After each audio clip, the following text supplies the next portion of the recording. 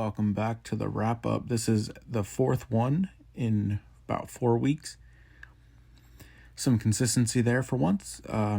Kicking off with Raw of last week, Seth Rollins was to speak on what's next after his whole thing with Cody, and what would be next would be him qualifying for Money in the Bank. No shock there, and I think a lot of people are wanting him to win because of events that have happened on Friday and on Smackdown and whatnot. To end the night, there was a pose-off of Bobby Lashley and Theory, Judgment Day, and their new direction. Money in the Bank qualifying matches, a tag team of Alexa Bliss and Liv Morgan versus Doudrop and Nikki ASH. I did say that a tag team of Alexa and Liv would be awesome.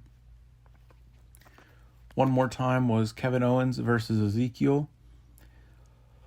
The Money in the Bank qualifying match, Seth Rollins and AJ Styles, and then Miz TV, which opened up Raw with Paul Heyman. And Riddle would again interrupt. Heyman would then go and announce that there's a stipulation for the Universal Undisputed title match on Friday. If Riddle loses, he will never get another shot at the Undisputed Universal Championship as long as Roman Reigns is champion. The card for the rest of Raw was as follows. It kicked off with Jimmy Uso versus Montez Ford. There was the 24/7 championship. Dana Brooke versus Becky Lynch. It ended in a DQ. There was a Money in the Bank tag team qualifier. Alexa Bliss and Liv Morgan would beat Doudrop and Nikki ASH, so they qualify. Kevin Owens would lose to Ezekiel via countout. Cedric Alexander would lose to MVP. Money in the Bank qualifier. AJ Styles and Seth Rollins. Seth would win. Riddle versus Ciampa. Chad Gable versus Mustafa Ali. Riddle would get the win there, as would Gable. And then Rey Mysterio versus Veer would end the night match-wise. Veer would get the win. The main event segment was very stupid. It was a literal pose-off of Bobby Lashley and Austin Theory. A little ridiculous. KO was counted out, and then Ezekiel confirmed that Elias will be on Raw tonight, which is Monday, for a concert. So I'm very anxious to see how they do that. MVP promo. He pretty much spoke for Omos. I don't know why I just said Otis. Omos, saying that he'll be in the Money in the Bank match. AJ Styles and Seth were backstage before their match, and Seth says he's donating his victory tonight to an eventual Money in the Bank win to Cody. And then AJ would attack him. Riddle got an entrance. The Riddle match and Ciampa match, Riddle was given an entrance, but Ciampa wasn't, and this didn't make any sense to me. Miz was on commentary here, and he made a couple veteran calls that just caught my eye. That Ciampa stepped on Riddle's foot, and Miz said that's why you wear shoes or boots in a WWE ring. He didn't say wrestling ring, which is funny and still shows that wrestling is a no word for them. And then Ciampa had 2 near falls, and Miz said, "This close to beating the number 1 contender." And I like that someone's throwing that term around, even though there's never any actual contenders matches. Bianca Belair had an interview. She spoke on Money in the Bank, and then Rhea and Judgment Day would interrupt her. This build is pretty solid. Bianca and Rhea can do something seriously special with this. And then that led into advertisements for the pose-off. Again, this was very stupid. Otis and Gable would have their match. Or Otis and Gable would come out for the match against Ali. And then Veer and Ray would come out, have their match. Again, wasn't anything special. The pose-off, they did 3 poses, and the winner was determined by the WWE Universe. Bobby Lashley won. No shocker there. I think they're somewhat hyping him up, maybe to feud with Theory. until next week when Cena returns, because I think they're ultimately going to do Theory and Cena. And that wrapped up Raw. Moving on to Dynamite. The hair versus hair match, Chris Jericho versus Ortiz. Once again, Judas is wrestling Sweet Caroline. Everyone's saying, and it was truly awesome, that Jericho actually let people sing at this time. They did make note that this was the 141st episode of Dynamite, and the match ended with a Jericho win from what we thought was Fuego del Sol, but it turned out to be Sammy Guevara, so they are back. Sammy is back with Jericho, and Ortiz would not only cut his own hair, but then agreed to be on Kingston's team for Blood and Guts.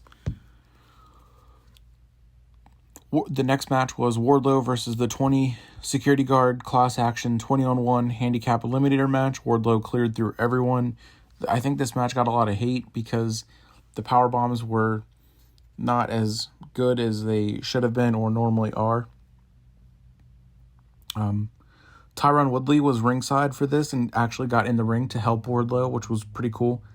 Be kind of nice and cool, different as well to see Woodley in the wrestling ring, and then maybe that will bring Jake Paul into the world of wrestling as well with Logan and whatnot, and who knows. I just hope Jake wouldn't go to AEW. I'd hope he kind of come with Logan to the WWE, but the next match was Will Ospreay versus Dax Hardwood. Will got the win. His faction of United Empire came to the ring. Orange Cassidy showed up. There was a face-to-face. Then there was a face-to-face with Jon Moxley and Hiroshi Tanahashi. Moxley with the quote of the night, "I'm the best wrestler on planet Earth. I am the fucking Forbidden Door." Jericho then interrupted and showed Guevara and Conti were the newest members of the Jericho Appreciation Society. A multi-tag match was announced for Forbidden Door.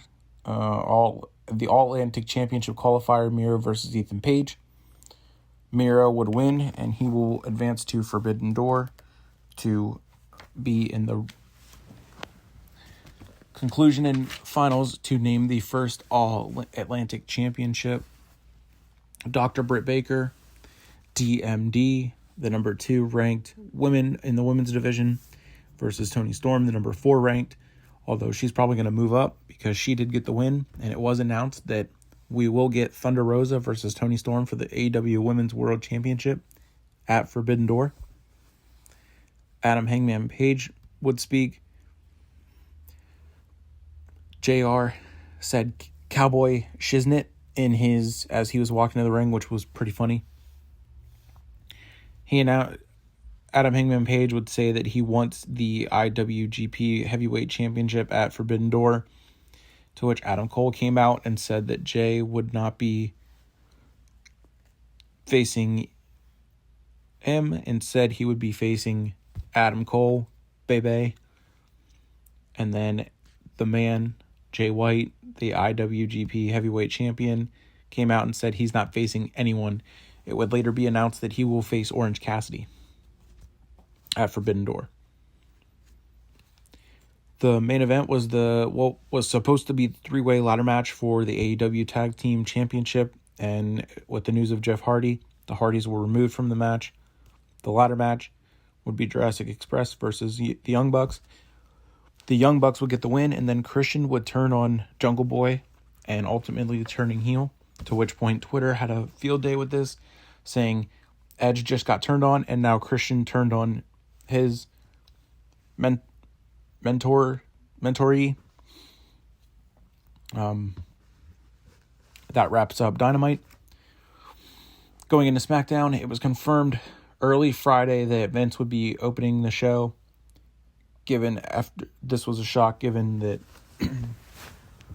earlier the day before, or 2 days before, it was announced that he would be stepping down voluntarily as chairman and CEO. That Stephanie would be filling in for the meantime. And basically all Vince had to say was the WWE signature, which was then, now, forever, and together, and then he welcomed everyone to SmackDown. Kind of random. Riddle came out, again, cut a great promo. Probably one of the best baby faces they have right now with Cody out, maybe the best. First match of the night was a last laugh match. Madcap Moss versus Corbin. I didn't have any care for this. I was late watching it and fast forwarded through a good bit of the first two segments. But it ended with Madcap winning, laughing at Corbin, and then Corbin tried to start something with McAfee, running his mouth. And Pat took the mic, asked the crowd, played into the crowd, and had Corbin laughed out of the arena. And I believe that Corbin and Pat McAfee are going to have a program running into SummerSlam. The next match was a tag match of the New Day, Jinder Mahal and Shanky. Don't give two shiznits about this match. Didn't care. Fast forwarded. Didn't watch. Women's Money in the Bank qualifier was Raquel Rodriguez versus Shayna Baszler. This match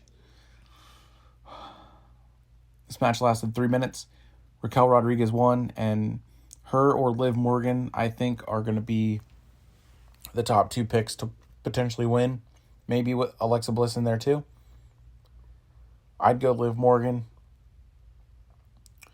And then we had the undisputed Universal WWE title match, Riddle versus Roman. It was a great match. Really good match. And Riddle came very, very close. Multiple times. But Roman would end up winning. To which he said, there's no one left. That he beat them all. And he said, I told him over 2 years ago I was going to wreck everyone and leave. And now I did. I wrecked Riddle. I'm leaving. And just then, Brock Lesnar's music hits. And we now have SummerSlam, WWE Undisputed Universal Championship, last man standing match of Roman Reigns and Brock Lesnar. It was a great build so far, great story, and their matches are always fantastic. I am not upset at this at all. Another segment that was in between the other matches. Adam Pearce would announce who qualified from last week, Sheamus or McIntyre. He announced that Sheamus would be in. Drew attacked Sheamus, and then Pearce announced that Drew would be in too. There were two qualifiers announced for next week: Sami Zayn and Shinsuke, Aaliyah and Shotzi, as well as an Intercontinental Championship rematch of Gunther versus Ricochet. And Max Dupree was once again supposed to reveal his first signee of Maximum Male Models and told Adam that the presentation was unacceptable, so that segment was cut again. That pretty much wraps up Smackdown. Gonna jump on into Rampage now. Dante Martin and Jon Moxley. It was a great match. Very excited for Mox to potentially become the next and first two-time AEW champion. Roughing It and Gun Club Roughing It and Bear Nation versus Gun Club, Max Carter, and the TBS title, Jade Cargill versus Willow Nightingale. Darby Allin and Bobby Fish were the card for Rampage. Swerve and Keith Lee were interviewed and approached by Team Taz for a match since they have yet to beat them. Powerhouse Hobbs and Ricky Starks were the members of Team Taz. The trios match was Gun Club and Carter versus Bear Country and Leon Ruffin. They made an NDA joke about Vince McMahon, which was kind of funny. And Gun Club and Carter would get the win. Or Caster would get the win. Jade Cargill would also get the win. She's now 33-0. To which Athena showed up, and I'm hoping she's next for the TBS Championship. Main event, Darby Allin versus Bobby Fish. Darby would get the win. Kyle O'Reilly would come out and they would try to break Darby's leg with the chair like they did to Sting, to which point Sting would return and assist Darby there. That wraps up Rampage. Thanks for listening to this edition of the wrap-up, and my next video will be a Money in the Bank as well as a Forbidden Door preview, and then the next week's wrap-up. So thanks for listening, viewing, and watching. Don't forget to like, share, subscribe, and comment who you think is going to win Money in the Bank, both the men's and the women's ladder match. Thanks again for listening and supporting.